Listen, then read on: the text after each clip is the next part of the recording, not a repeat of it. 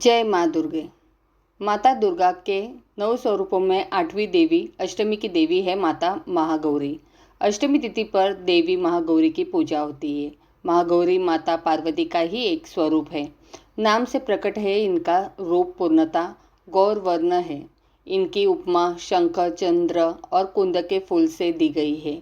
अष्टवर्षा भवेत गौरी यानी इनकी आयु 8 साल की मानी गई है। इनके सभी आभूषण और वस्त्र सफ़ेद है, इसलिए उन्हें श्वेतांबर धरा कहा गया है। 4 भुजाएं हैं और वाहन वृषभ है, इसलिए वृषारूढ़ा भी कहा गया है।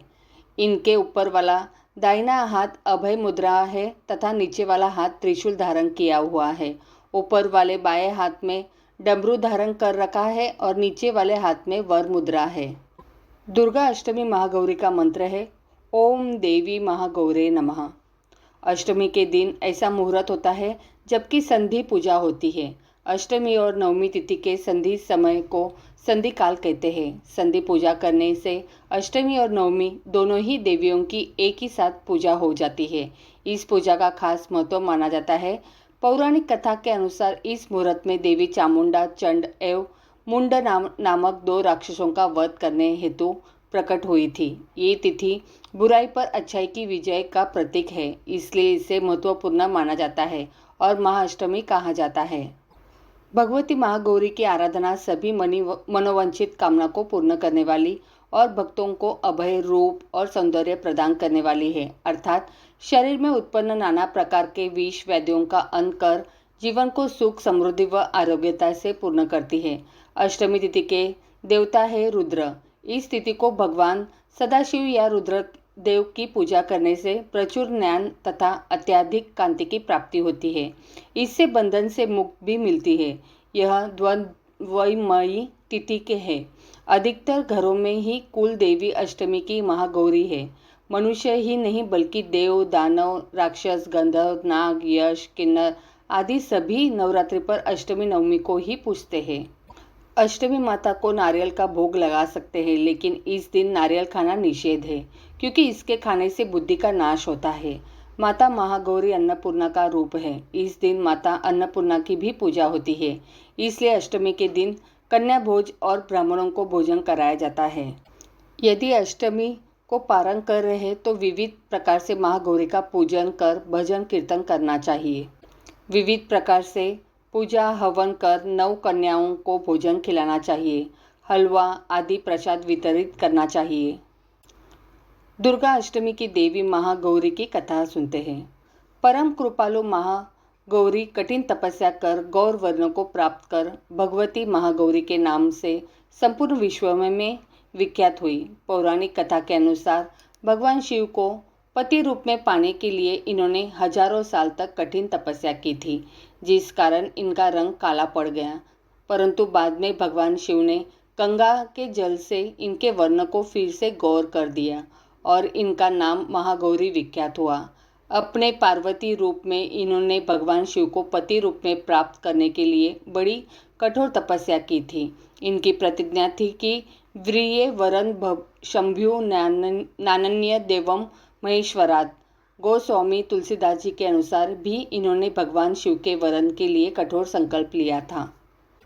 इस कठोर तपस्या के कारण इनका शरीर एकदम काला पड़ गया। इनकी तपस्या से प्रसन्न और संतुष्ट होकर जब भगवान शिव ने इनके शरीर को गंगा जी के पवित्र जल से मलकर धोया, तब वह विद्युत प्रभा के समान अत्यंत कांतिमान गौर हो उठा।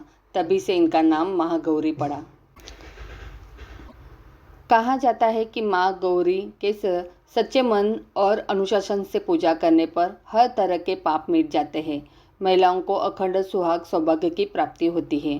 धार्मिक मान्यता है कि माँ गौरी का राहु ग्रह पर नियंत्रण है। राहु दोष से निवारण के लिए इनकी पूजा जरूर करें।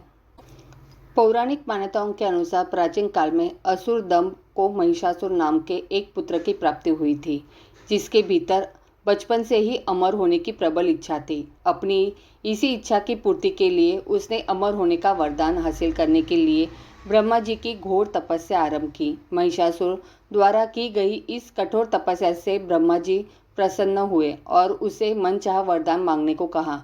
ऐसे में महिषासुर, जो सिर्फ अमर होना चाहता था। उसने ब्रह्मा जी से वरदान मांगते हुए खुद को अमर करने के लिए उन्हें बाध्य कर दिया, परंतु ब्रह्मा जी ने महिषासुर को अमरता का वरदान देने की बात ये कहते हुए टाल दी कि जन्म के बाद मृत्यु और मृत्यु के बाद जन्म निश्चित है, इसलिए अमरता जैसी किसी बात का कोई अस्तित्व नहीं है।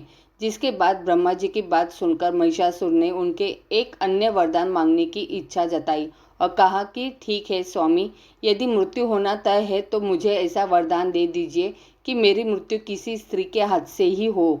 इसके अलावा अन्य कोई दैत्य, मानव या देवता कोई भी मेरा वध ना कर पाए। जिसके बाद ब्रह्मा जी ने महिषासुर को दूसरा वरदान दे दिया। ब्रह्मा जी द्वारा वरदान प्राप्त करते ही महिषासुर अहंकार से अंधा हो गया और इसके साथ ही बढ़ गया उसका अन्याय।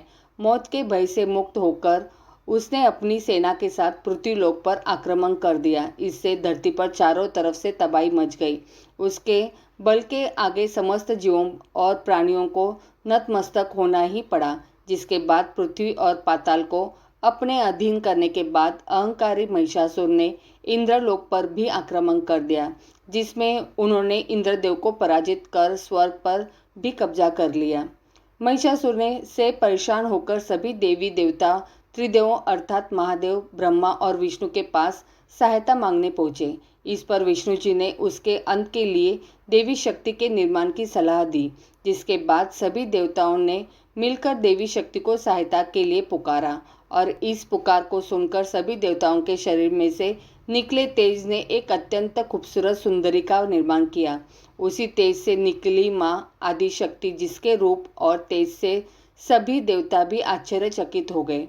त्रिदेवों की मदद से निर्मित हुई देवी दुर्गा को हिमवान ने सवारी के लिए सिंह दिया और इसी प्रकार वहां मौजूद सभी देवताओं ने भी माँ को अपने एक एक अस्त्र शस्त्र सौंपे और इस तरह स्वर्ग में देवी दुर्गा को इस समस्या हेतु तैयार किया।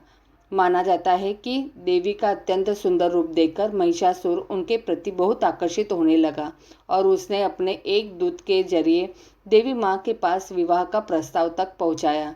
अहंकारी महिषासुर की इस ओछी हरकत ने देवी भगवती को अत्यधिक क्रोधित कर दिया। जिसके बाद ही माँ ने महिषासुर को युद्ध के लिए ललकारा। माँ दुर्गा से युद्ध की ललकार सुनकर ब्रह्मा जी से मिले वरदान के अहंकार में अंधे हो चुके महिषासुर उनसे युद्ध करने के लिए तैयार भी हो गया। इस युद्ध में एक एक करके महिषासुर की संपूर्ण सेना का माँ दुर्गा ने सर्वनाश कर दिया। इस दौरान माना है ये भी जाता है कि ये युद्ध पूरे 9 दिनों तक चला, जिस दौरान असुरों के सम्राट महिषासुर ने विभिन्न रूप धरकर देवी माँ को छलने की कई बार कोशिश की, लेकिन उसकी सभी कोशिश आखिरकार नाकाम रही और देवी भगवती ने अपने चक्र से इस युद्ध में महिषासुर का सिर काटते हुए उसका वध कर दिया। अंततः इस तरह देवी भगवती के हाथों महिषासुर की मृत्यु संभव हो पाई। माना जाता है कि जिस दिन माँ भगवती ने स्वर्ग लोक, पृथ्वी लोक और पाताल लोक को महिषासुर के पापों से मुक्ति दिलाई, उस दिन से ही दुर्गा अष्टमी का पर्व प्रारंभ हुआ।